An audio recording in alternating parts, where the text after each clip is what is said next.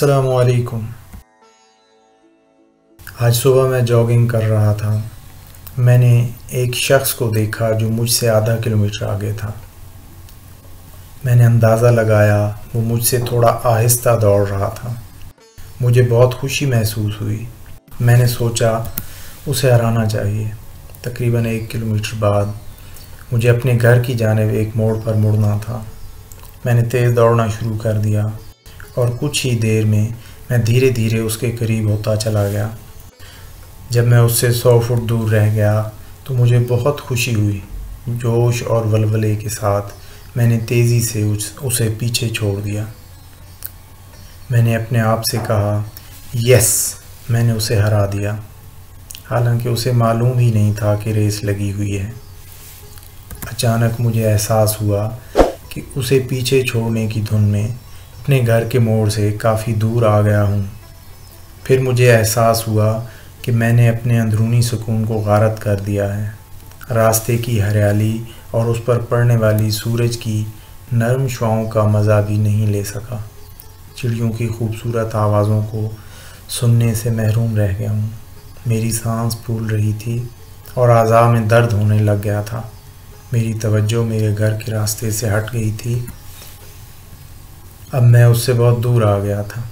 تب مجھے یہ بات سمجھ آئی کہ ہماری زندگی میں بھی ہم اپنے ساتھ کام کرنے والوں کے ساتھ، دوستوں اور رشتہ داروں کے ساتھ خواہ مخواہ مقابلہ کرتے ہیں۔ ہم انہیں یہ بتانا چاہتے ہیں کہ ہم ان سے بہت بھاری ہیں، زیادہ کامیاب ہیں یا زیادہ اہم ہیں، اور اسی چکر میں ہم اپنے سکون، اپنے اطراف کی خوبصورتی اور خوشیوں سے لطف اندوز نہیں ہو پاتے۔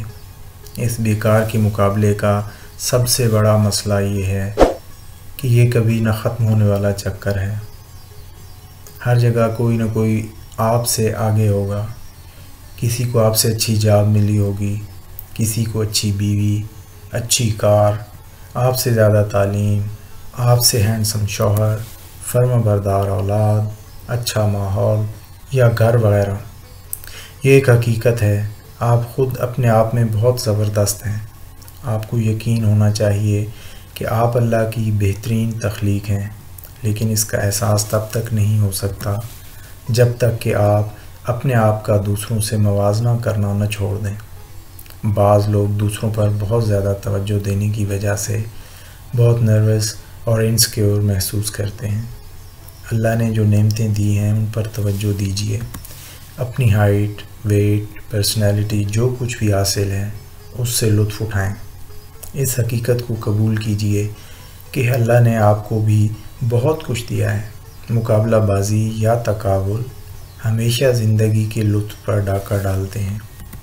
یہ آپ کی زندگی کے مزے کو کرکرا کر دیتے ہیں۔ تقدیر سے کوئی مقابلہ نہیں، سب کی اپنی اپنی تقدیر ہوتی ہے، تو صرف اپنے مقدر پر توجہ دیجیے۔ دوڑیے ضرور، مگر اپنی اندرونی خوشی اور سکون کے لیے، نہ کہ دوسروں کو اپنے سے چھوٹا ثابت کرنے کے لیے، نیچا دکھانے کے لیے یا پیچھے چھوڑنے کے لیے۔ خوش رہیں اور خوشیاں بانٹیں۔ اپنا خیال رکھیے گا۔ اللہ حافظ۔